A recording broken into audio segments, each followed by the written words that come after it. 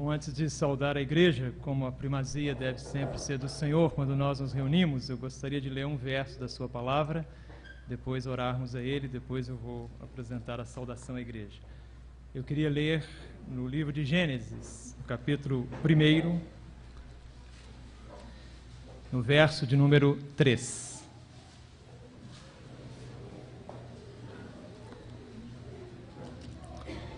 Gênesis, capítulo 1, verso 3. Disse Deus: haja luz, e houve luz. Vamos orar. Senhor, nós oramos a Ti agora, Senhor, pedindo que o Senhor venha cumprir plenamente o propósito pelo qual o Senhor permitiu que nós estivéssemos aqui reunidos, Senhor. Que haja luz, Senhor. Que a luz da Tua palavra brilhe para nós aqui nessa noite, nesse fim de semana, Senhor, na comunhão dos santos aqui em Tapejara, Senhor. Que o Senhor faça maravilhas aqui nessa cidade, Senhor. Que o Senhor levante o Teu testemunho aqui nessa cidade, Senhor. Que o Senhor edifique os Teus filhos e filhas aqui reunidos, Senhor. Nós entregamos, Senhor, este tempo que o Senhor nos concede aqui nas Tuas mãos, em nome de Jesus. Amém. Bom, agora sim, eu quero saudar a igreja, trazer aqui a saudação de todos os irmãos lá de Belo Horizonte e também dos irmãos em São Lourenço. O irmão Romeu esteve conosco no sábado passado e pediu enfaticamente que eu trouxesse aqui a saudação também a vocês em nome da igreja em São Lourenço, dizendo que eles também estão orando, sabendo o que o Senhor tem desejado fazer por aqui, que Ele também está com o coração aberto. E este verso que eu li no livro de Gênesis, é o primeiro "e disse" da palavra de Deus. Primeira palavra registrada do próprio Deus.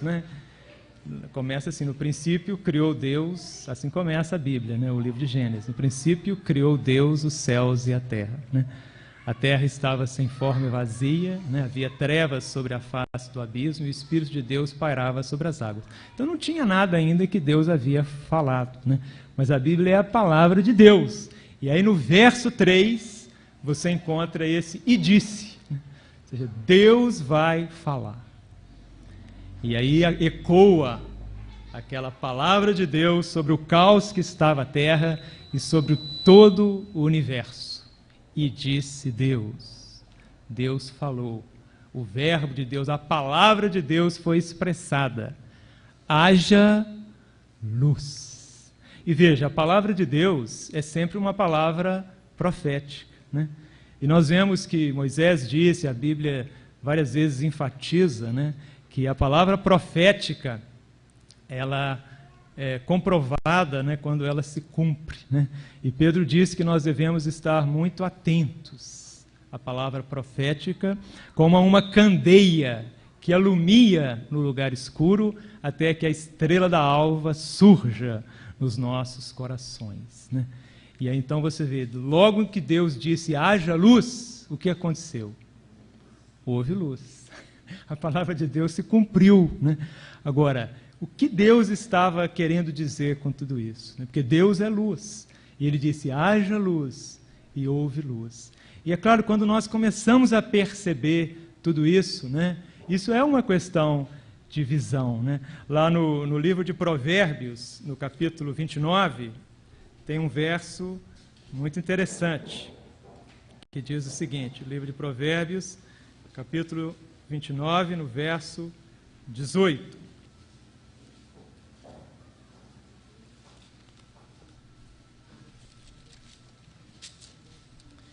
Na primeira parte do verso, diz assim: onde não há profecia, algumas traduções dizem, onde não há visão, o povo se corrompe. Então veja, nós precisamos de ter esta revelação do propósito de Deus, desse haja luz, aquilo que Deus começou a fazer.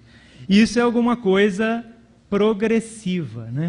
Então eu vou partilhar um pouco aqui com vocês de como que nós começamos, né, a buscar do Senhor essa situação que de alguma forma confirmou a nossa presença aqui com vocês, né, e tem a ver exatamente com essa questão da visão. E veja, é sempre possível você prosseguir vendo e vendo. Na verdade, é a visão progredindo que faz com que você prossiga. Se você acha que você já viu tudo, ou já viu o que você queria ver, você não tem estímulo, desafio para prosseguir. Mas quando você percebe que o que Deus tem para revelar, o que Deus tem preparado para aqueles que o amam, nem olho viu, nem ouvido ouviu, nem jamais passou pelo pensamento do homem. Então, até como o apóstolo Paulo, né, depois de caminhar muito tempo com o Senhor, veja, o apóstolo Paulo, que escreveu quase metade do Novo Testamento, se não mais, né, ele disse, para que eu possa conhecê-lo. Ele queria conhecer mais. O profeta Oséias escreveu, né, que nós devemos conheçamos e prossigamos em conhecer o Senhor. Então, veja, para você ter esse encorajamento, esse ânimo para prosseguir, você tem que ver. Você tem que ter uma visão. Tem que haver luz no seu espírito, no seu entendimento, para que você, então, vendo alguma coisa que está lá na frente, você prossiga para aquele alvo. Então, essa questão de haver luz é uma questão que nos faz andar para frente.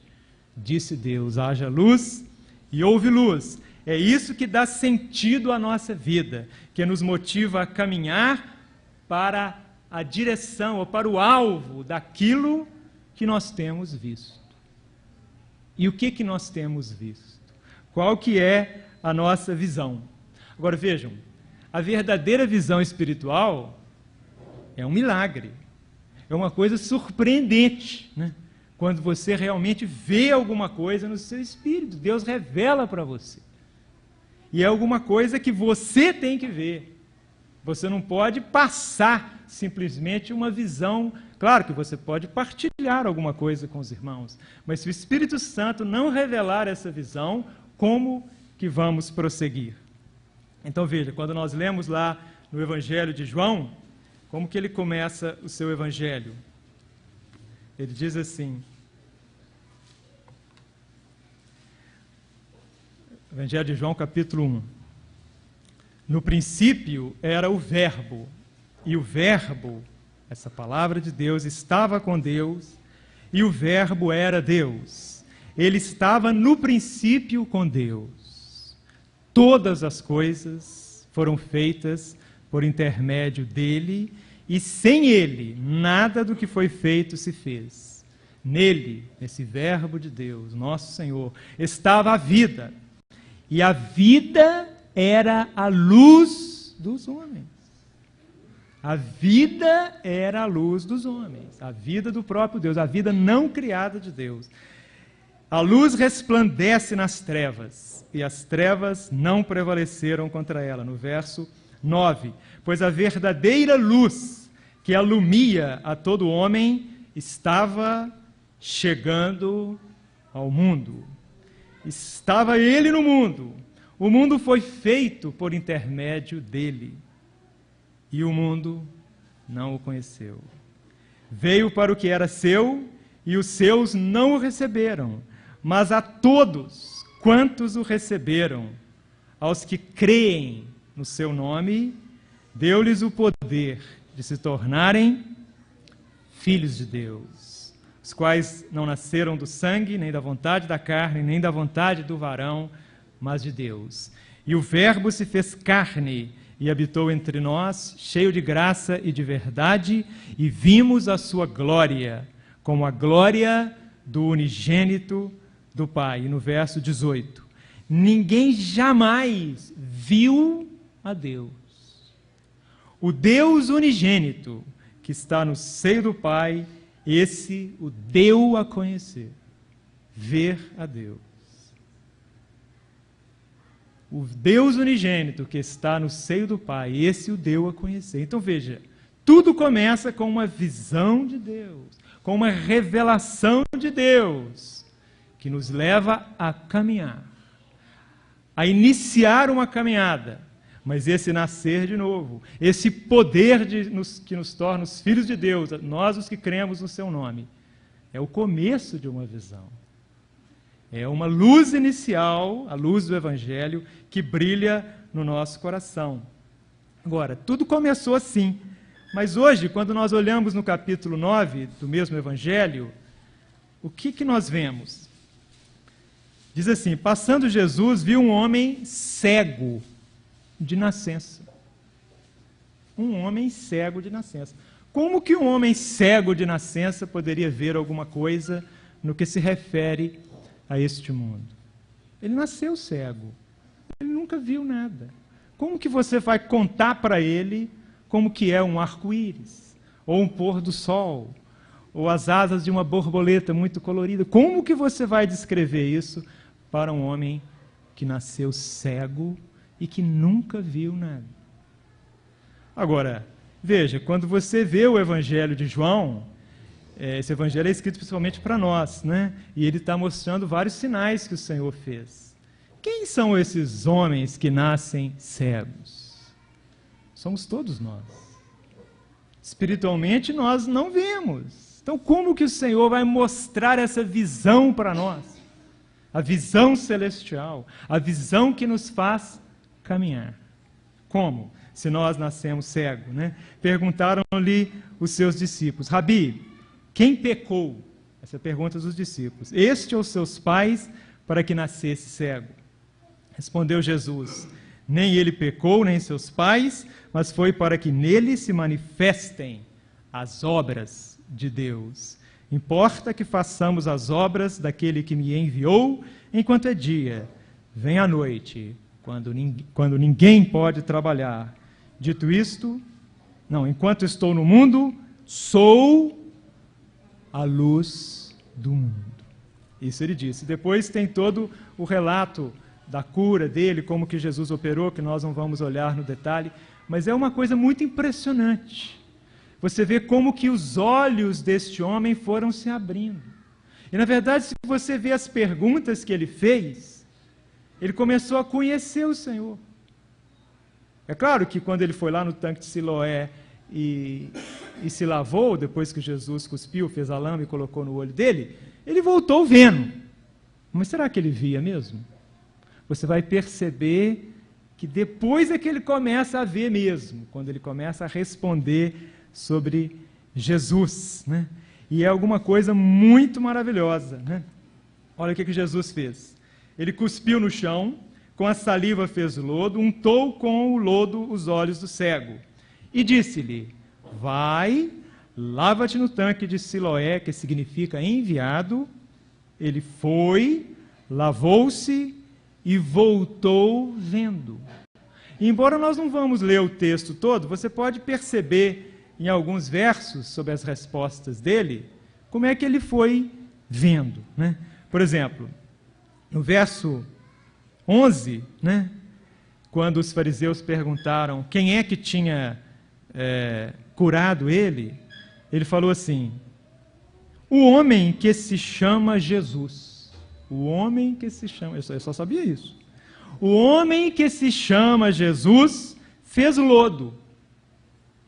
Contou a história. Untou-me com os olhos e disse-me: vai a Siloé, lava-te. Fui, pois, lavei-me e fiquei vendo. Perguntaram-lhe: onde está ele, esse homem chamado Jesus? Não sei. Ele não sabia. Ele só sabia que um homem chamado Jesus tinha feito aquilo. Mas ele não sabia mais nada sobre o homem chamado Jesus. Então vocês acham que ele via muita coisa? Ainda não, né? Aí no verso 17, aí os fariseus ficavam fazendo perguntas. É muito interessante as perguntas dos fariseus, mas nós não vamos entrar nesses detalhes. Mas era sábado, eles estavam mais preocupados com o sábado do que com o cego de nascença que estava vendo. Eles conseguiam enxergar o sábado dos judeus, mas não conseguiam perceber que um cego de nascença estava vendo. Isso é surpreendente. Mas vamos olhar só as respostas dele. No verso 17, eles perguntaram: o que você fala a respeito dele, desse homem Jesus, que você não sabe onde ele está? Aí ele falou assim: é profeta. Então, veja, ele começou a pensar: bom, um homem que faz lodo com a saliva, coloca nos olhos de um cego que nunca tinha visto, e ele manda lavá-la no tanque do Siloé, ele volta, está vendo, esse homem é diferente, ele deve ser um profeta, eu acho isso. Então veja, antes ele só sabia que era o homem Jesus, agora ele já acha que o homem Jesus é um profeta. Ele começa, mas ainda não está boa a visão dele, não é verdade? Quando Jesus perguntou aos discípulos o que os homens diziam que ele era, uns falaram, uns dizem que o Senhor é o João Batista, outros falam que o Senhor é o Jeremias, outros falam que o Senhor é um dos profetas. Então esse homem estava nesse estágio, então ele é um profeta. Um profeta. Né? Depois eles continuaram fazendo perguntas, muitas perguntas. Pessoas religiosas sempre fazem muitas perguntas. E aí no verso 25, eles estavam falando com ele assim, né? Mas esse homem fez isso no sábado, você tem que falar que ele é um pecador. Aí sabe o que o cego respondeu? No verso 25, ele falou assim: olha, se ele é pecador, eu não sei. Mas uma coisa eu sei. Eu era cego. E agora eu estou vendo. Isso é surpreendente. Vocês não acham? Se esse homem, porque fez isso no sábado, ele é um pecador, e o sábado tinha a ver com a religião lá deles, eu não sei não. Mas eu sei uma coisa. Eu era cego. E agora eu estou vendo. Olha o que os religiosos podiam falar contra uma resposta como essa. Então veja, aquele cego começou a meditar. Esse homem fez isso, ele é um profeta. Eu era cego, eu estou vendo. Mas aí veja, continua. Aí no verso 27, aí os fariseus perguntaram de novo: mas como é que ele fez isso? Ele já tinha respondido. Aí ele contava de novo. Aí eles não acreditavam, mandava chamar o pai dele, aquela coisa toda, né?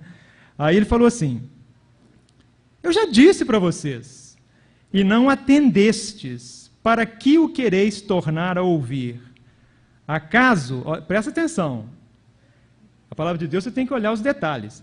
Acaso também vós quereis tornar-vos discípulos dele? Vocês observaram a palavra também? Quer dizer que ele já estava pensando em ser discípulo desse homem chamado Jesus, né? Vocês querem também ser discípulo dele? Porque eu estou pensando seriamente em ser discípulo dele. Veja como que ele foi. Vocês percebem como que a palavra de Deus claramente mostra uma progressão no que um cego de nascença começa a ver? Mas não para aí não, né? Aí veja. Aí os fariseus começaram a perguntar, começaram a repreender ele, né? Aí, no verso 30, né, quando eles falaram que eles conheciam Moisés, mas Jesus eles não sabiam de onde vinha, aí o que o cego respondeu para eles? O que era cego, que estava começando a ver. Verso 30, respondeu-lhes o homem: nisto, pois, está a maravilha. Não sabeis de onde ele é. E, entretanto, ele me abriu os olhos. Sabemos que Deus não ouve a pecadores, mas se alguém for temente a Deus e fizer a sua vontade, a esse ele ouve. Olha o que o cego disse. Agora acho que não está tão cego mais não. Desde o princípio do mundo, nunca se ouviu que alguém abrisse os olhos a um cego de nascença. Se este não fosse de Deus, nada poderia fazer. E os judeus expulsaram o cego. Agora você vai querer ensinar para nós? Nós somos os doutores da lei. Mas veja, ele começou a ter revelação, mas não acabou não. Aí chega no verso 38, Jesus sabe que os judeus expulsaram ele, encontra com ele no templo, né? E aí Jesus conversa com ele. E aí no verso 38, quando Jesus se revela para ele como o Filho do Homem, ele disse assim: creio, Senhor, e o adorou. Aí ele começou a ver. Aí ele foi curado. Aí que ele foi curado. Agora ele está vendo. Porque ele viu a luz de Deus. Creio, Senhor, e o adorou. Então veja, esse capítulo nos mostra alguma coisa clara, nessa visão que vai progredindo. Toda visão deve resultar em ver o Senhor. Qualquer outra visão é perigosa. A verdadeira visão vai nos mostrar o Senhor. Sempre. Sempre nós vamos vendo o Senhor. Hoje se fala muito sobre visão. Nós precisamos ver o Senhor e adorar o Senhor. Se você vê o Senhor, você não tem saída, você tem que adorá-lo. Você vai ter uma adoração verdadeira. E aí, se você olhar, nós não vamos olhar o lado dos fariseus, é o contrário. É impressionante, eu não vou ler os versos agora não, mas depois você pode ler. Primeiro, no verso 13 a 16, eles viam o sábado. No 18 a 23, a incredulidade. No 24, eles falaram que ele é pecador. No 28, eles falaram sobre Moisés. No 34, eles rejeitaram o ensino do cego. E depois eles perguntaram: nós somos cegos? E Jesus respondeu: se vocês fossem cegos, vocês não teriam pecado. Mas como vocês acham que vocês veem, o pecado permanece. Que coisa impressionante. Como que essa questão de visão é impressionante. O homem se torna cego quando pretende ver por si mesmo. É alguma coisa impressionante. Como que essa questão de visão, ela pode ser enganosa. E a questão da cegueira é um assunto muito mais sério do que parece. Muito mais sério. Por isso que a questão da visão, ela precisa ser clara. E por que o Senhor disse: haja luz. Né? Quando é que começa essa questão de querer ver? Começa no Gênesis capítulo 3. Vocês já leram lá? O que a serpente falou? Seus olhos se abrirão e sereis como deuses, conhecendo o bem e o mal. Olha que coisa impressionante. E se você lê o começo do capítulo 3 de Gênesis, é uma conversa muito estranha. A serpente começa com uma perguntinha. E a pergunta dela, sabe qual que é? Veja, o primeiro verso que eu disse é: e disse Deus. Deus dizer é a palavra de Deus. A palavra de Deus é para ser ouvida e obedecida. E o que a serpente falou? É assim que Deus diz. Veja que coisa impressionante. Questiona a palavra de Deus, coloca dúvida. É assim que Deus diz que vocês não podem comer das árvores do jardim. Coloca dúvida. Deus fez esse monte de árvore aí, mas não é para vocês comer, não. Mas será que Deus vai nos negar alguma coisa? E é interessante, quando você olha o que Deus disse para Adão, o que Deus disse para Adão? De todas as árvores do jardim comereis. A ênfase de Deus é no positivo, né? Claro que depois Deus disse: mas da árvore do conhecimento do bem e do mal, dessa não comerás. Mas Deus antes tinha dito que de todas as árvores comerás. Então veja, a ênfase, as pessoas ficam muito preocupadas com o não. Mas veja que ali há um engano. Mesmo a palavra do não de Deus é a palavra de Deus. E o pecado começou quando houve aquela transgressão. É assim que Deus diz. Aí o que diz lá na frente? Vendo a mulher, depois daquela conversa toda lá, né? Aí ela comeu. E aí os olhos se abriram. Satanás não fala só mentira, não. Ele fala algumas verdades também. Só não fala o que você vai ver depois que abriu. Por isso é que é sempre uma decepção. Mas aí já estava complicada a situação. Aí eles perderam a relação correta com Deus, se esconderam. É uma coisa impressionante. Os olhos se abrirão, vendo a mulher, os olhos abertos. Mas aquilo era a cegueira, querer ver por conta própria. Você vê que quando você lê no livro de Números, no capítulo 24, sobre aquele profeta que foi assalariado, né, para amaldiçoar Israel, no capítulo 24, no verso 3, diz assim: então proferiu Balaão a sua parábola, dizendo: fala Balaão, filho de Beor, fala o homem que tem os olhos abertos. É o profeta deles lá. Fala aquele que ouve as palavras de Deus, o que vê a visão do Todo-Poderoso, que cai e se lhe abrem os olhos. Esse é o Balaão. Olha só. O homem dos olhos abertos. Mas será que o Balaão vê? Até a jumenta dele vê mais que ele. Você conhece a história, não conhece? Balaão foi com a jumenta lá, né? Depois vocês podem ler aí, né? E a jumenta parou, porque a jumenta viu o anjo do Senhor. Mas o Balaão não viu, o homem de olhos abertos não viu.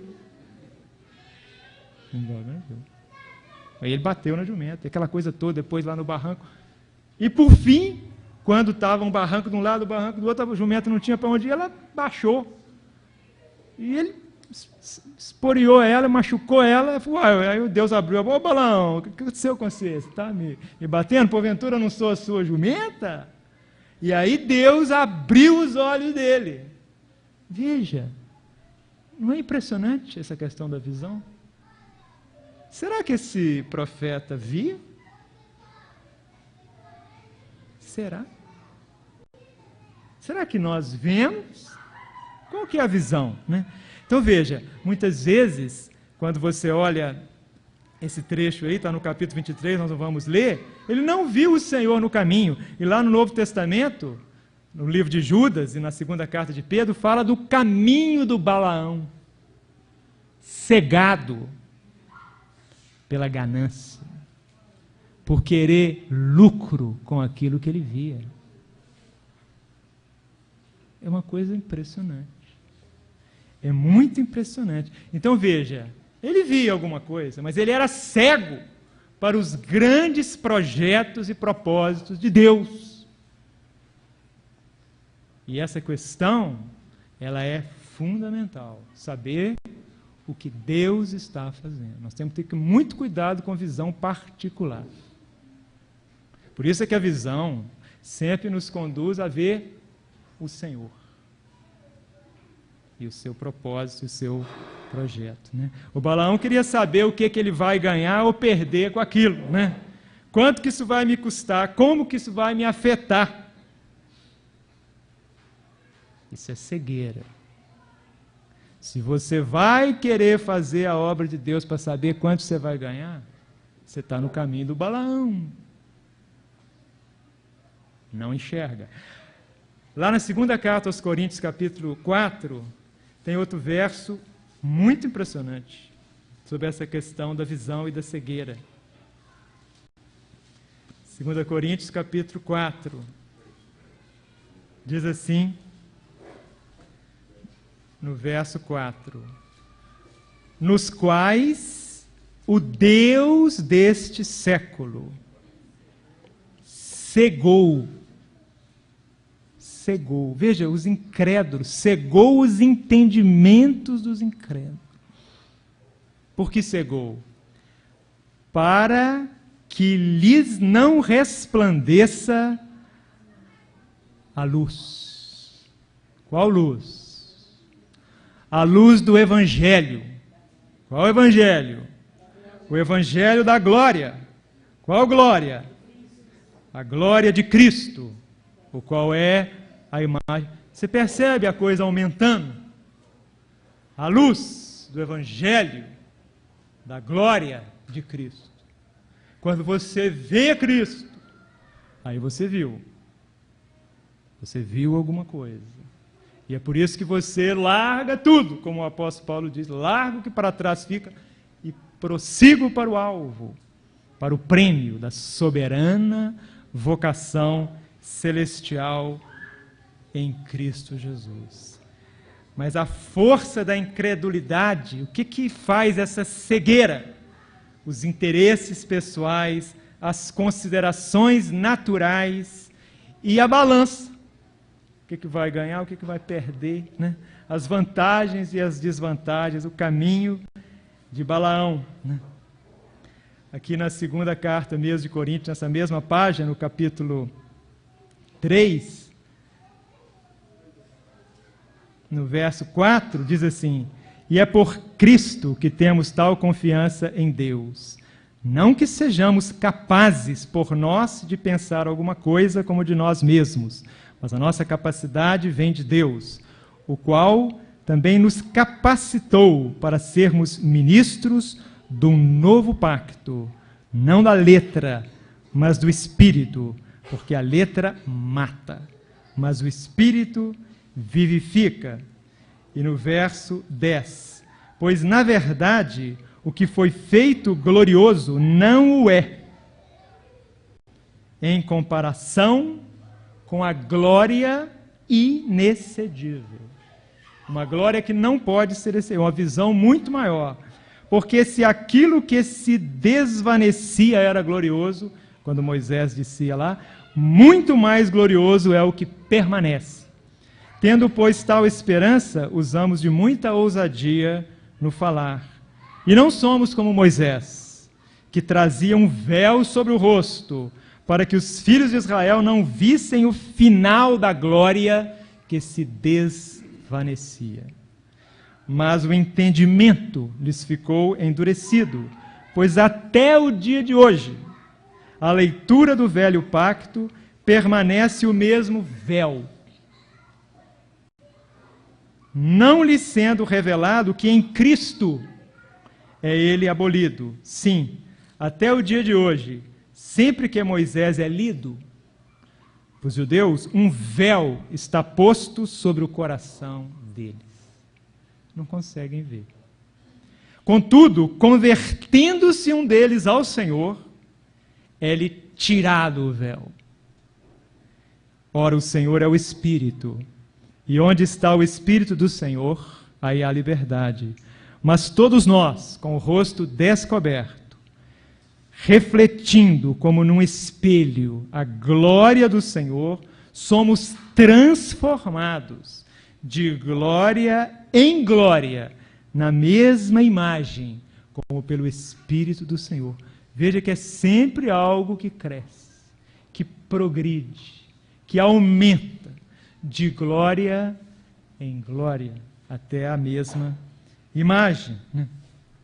Então veja, isso é alguma coisa muito maravilhosa. Agora, quem que não quer que nós vejamos isso? O Deus deste século. E por que ele não quer?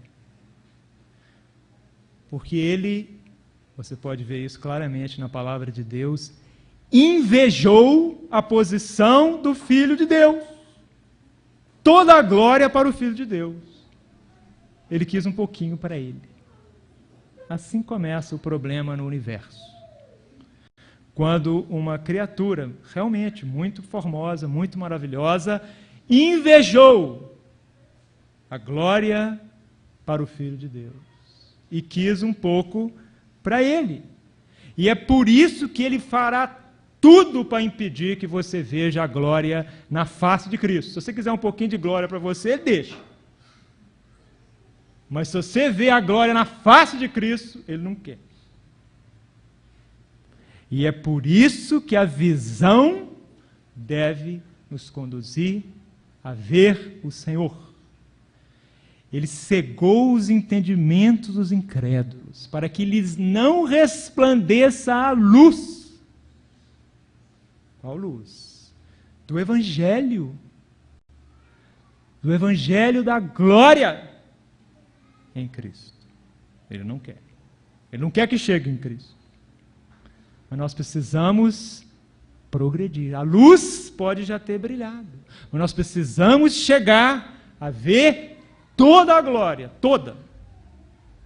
A glória é inexcedível na face do nosso Senhor. Toda a glória é para Ele. Nós cantamos, não cantamos? Mas não é só um cântico. É uma realidade. É alguma coisa que nós precisamos ver. E se nós vermos, nós nos movemos com base naquilo que vemos. E é por isso que isso é muito importante. Se você vê lá em Isaías 14, o que essa criatura fez, o que ela fez?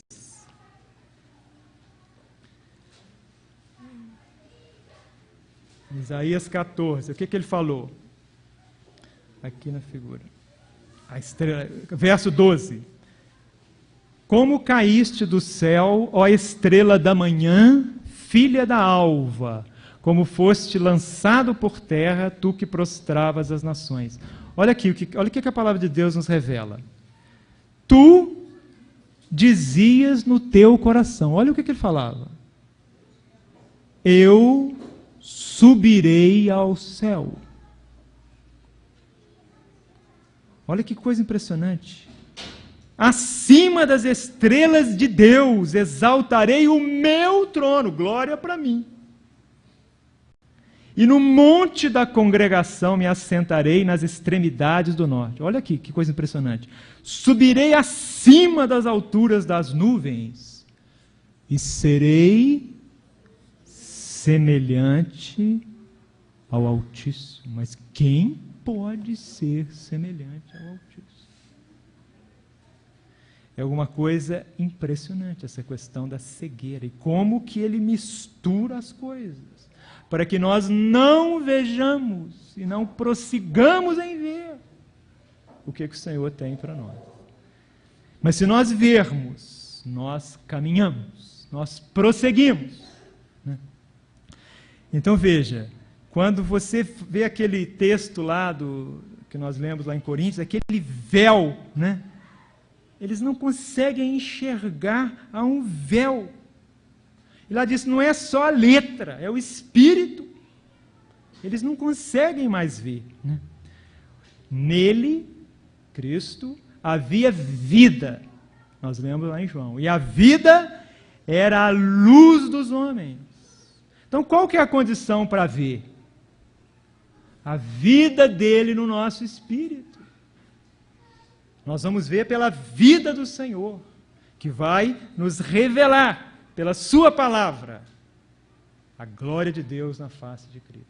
Então, a vida nele havia vida, e a vida era a luz dos homens. Disse Deus, haja luz. Deus falou lá no começo, a primeira coisa que ele falou. E houve luz. Ver no Espírito. Quando Paulo começou a falar sobre isso em algumas cartas, ele orava antes, ele parava de falar, né? As cartas de Paulo são interessantes, né? De vez em quando ele está...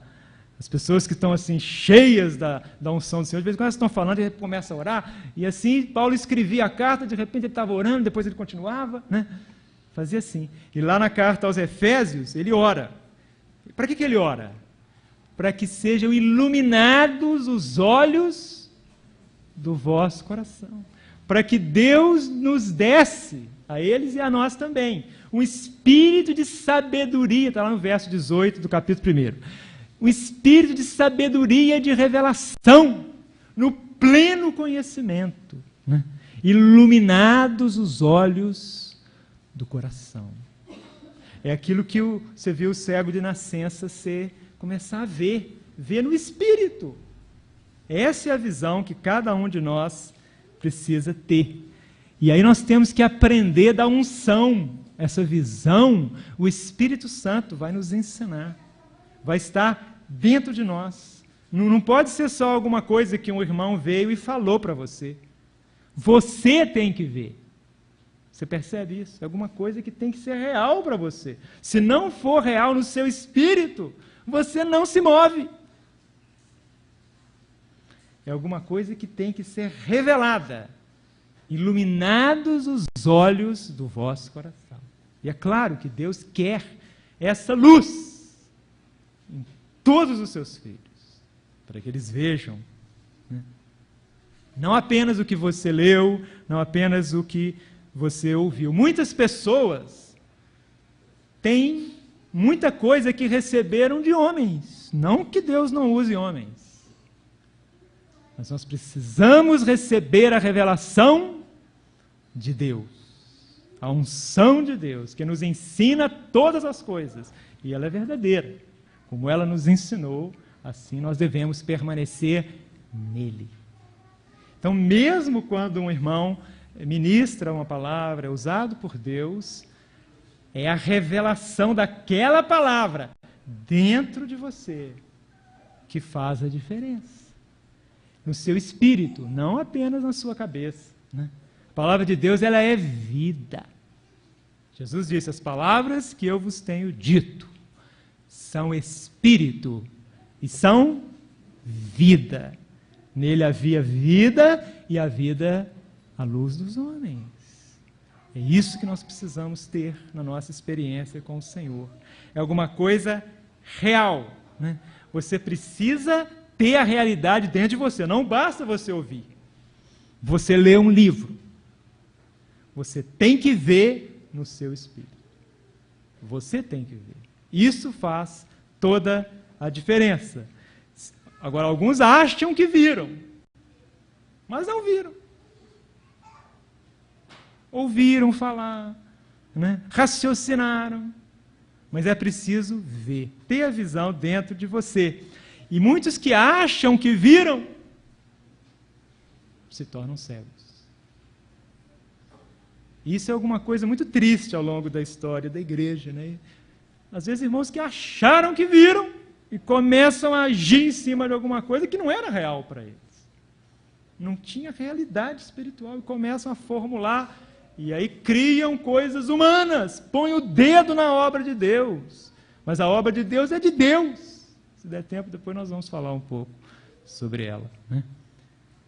Mas não viram, nós precisamos de ver. Como você vê que aquele cego, ele nasceu cego, mas o Evangelho menciona cegos que não nasceram cegos, mas depois se tornaram cegos, né? Você vê, por exemplo, lá no Evangelho de Marcos, no capítulo 10, né? Tem outro cego lá, que não é aquele lá do Evangelho de João. Capítulo 10...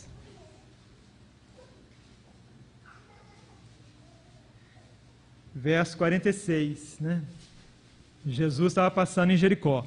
Depois chegaram a Jericó, e ao sair ele de Jericó, seus discípulos e uma grande multidão, estava sentado junto do caminho um mendigo cego, Bartimeu, filho de Timeu. Vamos ler o texto todo, não? Lá no verso 51, diz assim, Jesus perguntou para ele, que queres que te faça? Respondeu-lhe o cego, mestre, que eu veja. Algumas traduções dizem que eu torne a ver. Não sei se é o sua tradução. Então veja, por que ele deixou de ver, né? O que aconteceu com ele? Lá em Apocalipse capítulo 3, no verso 17, falando sobre a igreja em Laodiceia, olha o que está escrito para essa igreja. Porquanto dizes, rico sou, estou enriquecido, de nada tenho falta, e aí diz, não sabes que és um coitado, miserável, pobre, cego e nu. Ele não viu. Outros, aquele nasceu cego, né? Outros ficaram cegos, e outros começam a ver de uma maneira embaçada, lá em Marcos capítulo 8 também, voltando lá. São relatos de curas de cegos. E é interessante como que cada um é de um jeito. Marcos capítulo 8, verso 24, diz assim, um outro cego lá, e levantando ele os olhos, falou com Jesus, estou vendo os homens, porque como árvores, olha só, estou vendo os homens como árvores os vejo andando. Então tornou a pôr-lhe as mãos, Jesus, sobre os olhos dele, e ele, olhando atentamente, ficou restabelecido, pois já via nitidamente todas as coisas. Depois o mandou para casa, dizendo, não entres na aldeia. Então veja, ele começou a ver, viu os homens como árvores andando, né? Mas não era isso que era a visão que ele teria. Muitas vezes nós começamos a ver alguma coisa, mas parece homens como árvores andando. Nós não vemos tudo, mas temos que ver claramente. Então veja, ele tinha uma visão imperfeita, depois ele teve uma visão nítida. Viu certo, mas não era uma visão ampla, porque ele voltou para casa. Percebe? Vai para casa. Então veja como que essa questão da visão, ela é séria, como que nós precisamos entender o que é essa progressão na visão. Alguns que acham que veem ou que viram só um pouquinho, querem guiar os outros. Ah, agora eu já vi, então vão comigo. Cai os dois no buraco muitas vezes, não é isso? Trombam, brigam, né? Porque não viu tudo. Ah, deixa eu tirar esse negócio que está no seu olho, né? Põe, fura o olho quase, né? Machuca, né? Não é assim que está no Evangelho? Não viram ainda tudo. Não viram. Lá em Mateus fala claramente sobre isso, cegos, guias de cegos, né? Você vê tantas coisas lá no Antigo Testamento sobre isso, né? Nós não vamos ver os exemplos, mas pessoas que achavam que viu o rei Uzias querendo ministrar perante o Senhor, ficando leproso, tantas coisas. Hoje nós temos grande necessidade, muito grande, de homens que viram com clareza. Conhece o Senhor, sabe o que o Senhor deseja fazer. Homens de visão. Não que acham que viram, ou que ouviram falar, ou que leram em algum lugar, mas que viram mesmo, que tiveram uma experiência com o Senhor, e que são fiéis, como Paulo disse, eu não fui desobediente àquela visão, né? A visão celestial, né?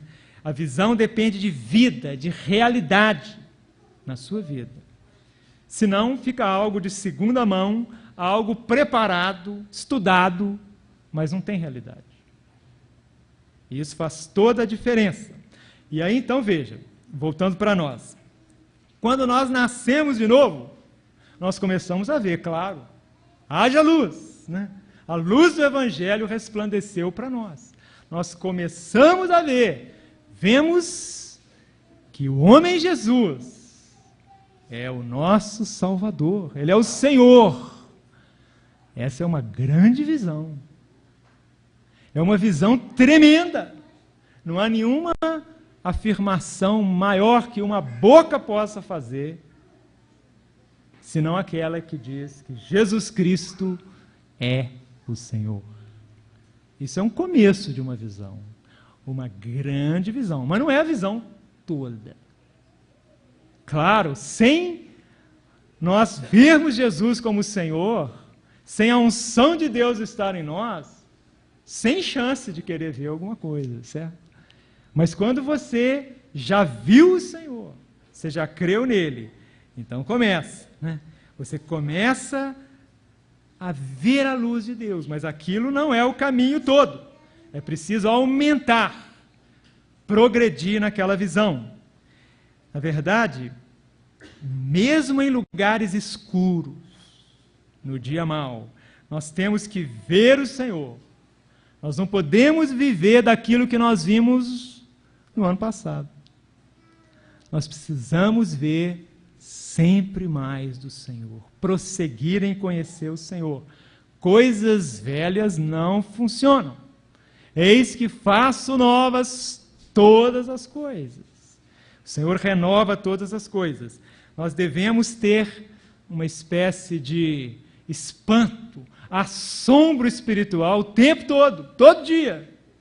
O que o Senhor vai fazer hoje? Né? O que Ele vai falar para mim da sua palavra? Todos os dias você tem que ter aquela expectativa de alguma coisa nova do Senhor. Todos os dias. E é isso que nos faz prosseguir. Quando os santos se reúnem, é um momento tremendo. O que o Senhor vai fazer? O que o Espírito Santo vai fazer? Que boca que Ele vai abrir? Como vai ser essa reunião? O Senhor está presente. Nós temos que estar preparados para sermos surpreendidos pelo Senhor. O Senhor tem surpreendido você? Ou as coisas têm se repetido? Nós precisamos ver e prosseguir em ver, termos esse assombro, esse espanto, esse desafio. E aí você vem para a reunião com o coração cheio de expectativa. E o Senhor vai falar com você. O Senhor vai se revelar a você. E vai aumentar, alargar a sua visão. Algo recebido pela revelação do Espírito Santo. Eu vejo. Igual o cego falou. Uma coisa eu sei, eu era cego, agora eu estou vendo. Eu não tinha visto isso, agora eu estou vendo. É a primeira vez eu estou vendo isso. O Senhor falou comigo. Eu estou vendo, nunca tinha visto desse jeito, mas agora eu estou vendo. Porque o Senhor falou com você. Você teve a palavra de Deus vivificada no seu espírito. Isso é alguma coisa que tem que fazer parte das nossas reuniões, da nossa vida, todo o tempo. O Senhor falou comigo, eu estou vendo, vejo uma coisa que eu nunca tinha visto. Eu era cego nesse aspecto, mas agora eu estou vendo. Isso é uma maravilha. Por isso é que a verdadeira visão espiritual, ela é um milagre.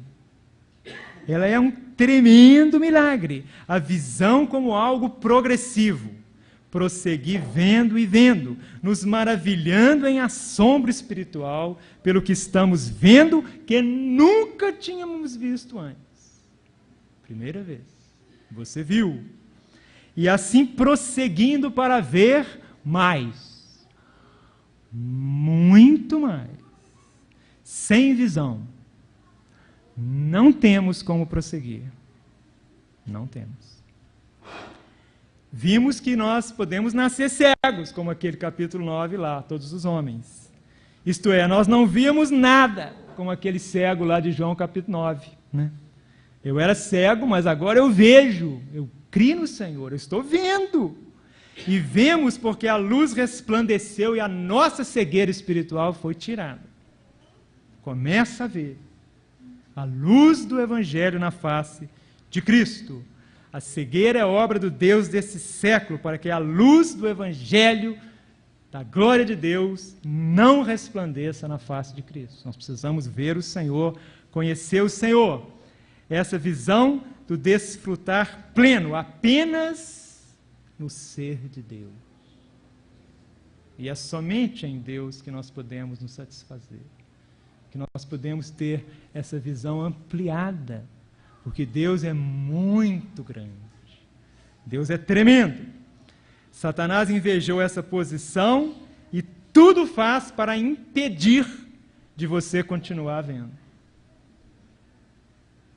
Ele às vezes aceita que você já viu alguma coisa, mas ele não quer que você veja mais. Ele quer que você se contente com o que você já viu. Ah, não, eu já vi, tá bom. Ele não quer que você veja mais. Mas o Espírito Santo quer te revelar muito mais. Como aquele Balaão que era cego por amor do lucro, porque queria levar vantagens para obter alguma coisa para si. Ele tinha olhos abertos, mas não viu o Senhor no caminho.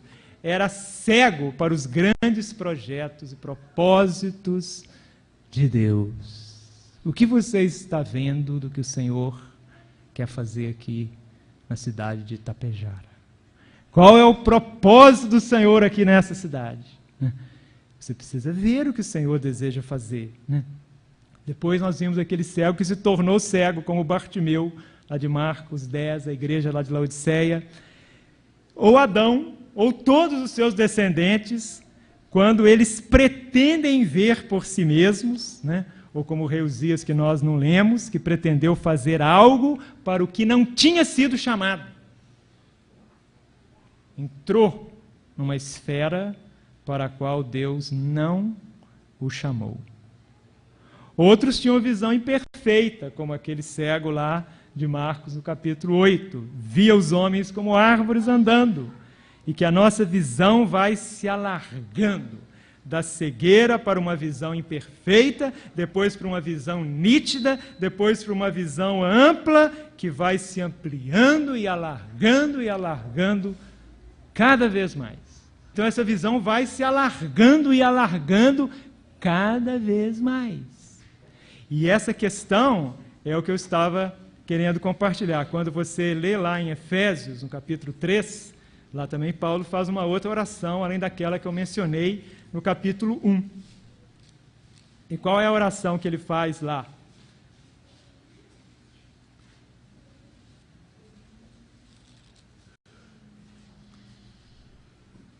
Ele faz no começo do capítulo e depois aqui no verso 14. Eu vou ler essa do verso 14. Ele diz assim: por esta razão dobro os meus joelhos perante o Pai, do qual toda, Efésios 3,14, do qual toda família nos céus e na terra toma o nome, para que, segundo as riquezas da sua glória, vos conceda que sejais robustecidos com poder pelo seu Espírito no homem interior, que Cristo habite pela fé nos vossos corações, a fim de que, estando arraigados e fundados em amor, possais compreender com todos os santos, qual seja a largura, o comprimento, a altura e a profundidade, e conhecer o amor de Cristo, que excede todo o entendimento, para que sejais cheios, até, olha o limite, a inteira plenitude de Deus. E aí ele tem que orar mesmo, Ele ora. Aquele que é poderoso para fazer tudo. Tudo já é bastante, Ele pode fazer, ele é o todo-poderoso, pode fazer tudo. Mas pode fazer tudo muito. Tudo muito. Não é interessante? Tudo já é tudo. Mas ele pode tudo muito. Aí o Paulo começa a não ter palavras para escrever, O Espírito Santo começa a entornar, como se você está colocando alguma coisa na xícara, e começa a derramar no pires, entorna do pires, e vai derramando. Tudo muito mais. Abundantemente além. Então veja, quando você começa a olhar essa largura, hoje nós falamos sobre essa ampliação da visão. Mas isso é só uma dimensão. Tem o comprimento, a altura, a profundidade. E você começa a ver como chegar à inteira plenitude de Deus. E que Deus é poderoso para fazer tudo isso, muito mais abundantemente além do que aquilo que nós pedimos ou pensamos, segundo o poder que em nós opera. Então veja, é alguma coisa tremenda que nós precisamos ver. E com essa visão alargada, então nós podemos começar a ter aquele desafio de prosseguir, vendo, conhecendo, prosseguindo em conhecer o Senhor. Então, o que nós estamos vendo? Então, que o Senhor possa mesmo iluminar os olhos do nosso coração, do nosso entendimento, para que nós possamos ter essa expectativa que o Senhor vai fazer. E mesmo nesses dias, não porque eu estou aqui, esqueçam de mim, o que o Senhor vai fazer aqui, nesses dias. Talvez Ele possa nos surpreender, fazer alguma coisa tremenda, né? Então, que o Senhor possa nos dar esse coração receptivo e que nós possamos reconhecer que nós somos cegos. Claro, nós temos visto um pouco do Senhor, mas ainda não é uma visão perfeita. Precisamos de mais um toque do Senhor nas nossas vidas, para não vermos os homens como árvores andando, mas vermos nitidamente. Mas volta para casa? Não! Seguir a direção que o Senhor nos der, né? Então, que o Espírito Santo possa trazer essa expectativa, né?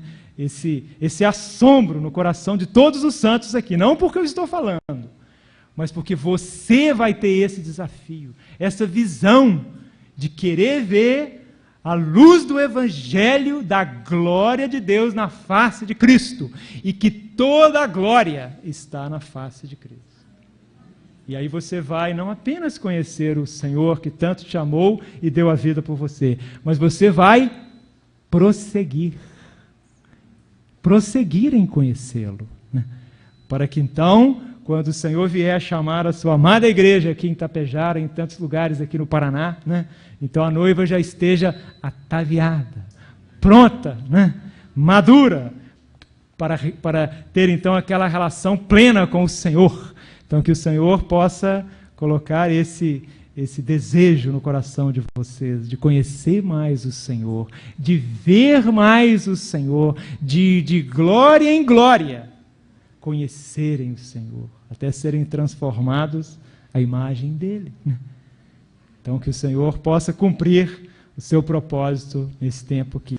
Caminharmos juntos, né, da maneira que o Senhor permitir. Essa é a primeira vez que eu estou vindo aqui, não sei o que o Senhor tem para frente. Como eu disse, para mim também é um pouco novo, né, estar aqui compartilhando com vocês. É uma alegria muito grande, estou com o coração muito em paz, muito aberto, né? Então eu acho que é alguma coisa que nós vamos descobrir, né? E juntos, certamente, o Senhor há de fazer maravilhas aqui entre vocês, né? Amém? Com graça e paz, irmãos. Nós temos que louvar o Senhor, porque o Espírito de Deus fala aos nossos corações. Bastante alegria nós estamos aqui. Eu falo em nome de todos de Londrina que estão aqui, em nome também do Leonardo, do Luiz, que é uma alegria nós estarmos reunidos como igreja, ouvindo a voz do Senhor, dependendo dEle. E que essa palavra da visão, que essa palavra do caminhar seja algo constante e algo que governe nossa vida. Pai querido, nós te agradecemos pelo privilégio de podermos estar reunidos aqui em seu nome, Senhor. Sabemos que a obra é tua, Senhor. Nós estávamos perdidos e desgarrados como ovelhas, mas tu nos tomaste para ti, Senhor. Tu fizeste a obra completa. Vivifica Cristo em nosso interior. Revele ao Espírito Santo, o Espírito Santo revele a Cristo em nosso interior. E não só revele a Cristo, mas revele a nós mesmos, Senhor.